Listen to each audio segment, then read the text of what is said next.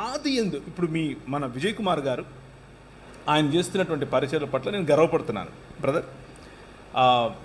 దేని విషయంలో గర్వపడుతున్నాను అని అంటే, పిల్లల కోసం ఆయన చేస్తున్నటువంటి ఈ పని, చిల్డ్రన్ హోమ్, పిల్లల కోసం పిల్లలను పెంచడం, ఈ పనులు దేవుడు మనకిచ్చినటువంటి బాధ్యత.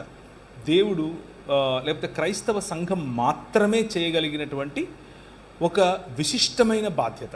ఇది అందరూ చేయలేరు. నా భార్య మా ఇంట్లో 14 మంది పిల్లలను పెంచింది.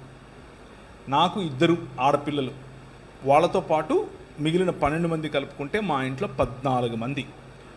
ఆ 14 మందిలో కొంతమందికి పెండ్లిళ్ళు అయిపోయాయి, కొంతమంది కాలేజెస్లో ఉన్నారు, కొంతమంది ఉద్యోగాలు చేస్తున్నారు. అయితే ఇప్పుడున్నటువంటి మొత్తం మా ఇంట్లో 8 మంది ఉంటాం, అంతే 8 మంది ఉంటాం. ఆ 8 మందిలో నేను ఒక్కడే మగపిల్లండి. ఇక నా బతుకు చూడండి. ఒక అమ్మాయి రోజుకు 20,000 పదాలు వాడుతుందంట. 20,000 మల్టిప్లైడ్ బై 7 కొట్టండి సార్, 140,000. నేనొక్కడే అలా కూడా బతికున్నాను అని అంటే చూడండి, అర్థం చేసుకోండి ఈ పరిచర్యలో ఉన్న గొప్పతనం. సో విజయ్ కుమార్ గారు అలా అనేక లక్షల పదాలు రోజుకు వినాలని, పిల్లలతో చక్కగా బ్రతకాలని.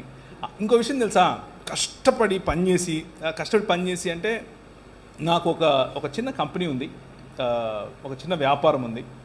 ఆ వ్యాపారంలో ఒక 50 మంది ఎంప్లాయీస్ ఉన్నారు నాకు. ఆ 50 మంది ఎంప్లాయీస్ మధ్యలో నేను పనిచేస్తాను. దాన్ని బిజినెస్ యాజ్ ఎ మిషన్ అని పిలుస్తాం. అంటే వ్యాపారాన్ని పరిచర్యగా చేయటం. అంటే మనకు మామూలుగా రెగ్యులర్గా కనిపించే మోడల్ ఏంటంటే పరిచర్యను వ్యాపారంగా చేయటం.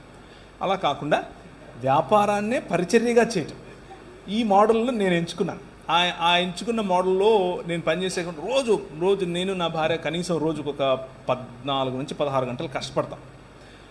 కానీ ఈ పిల్లలను, తర్వాత మేము నడిపే అంబులెన్సెస్, తర్వాత మేము కొంతమంది రోడ్డు మీద పడిపోయిన వాళ్ళని తీసుకొచ్చి వారి కట్లు కట్టడం వగేరా.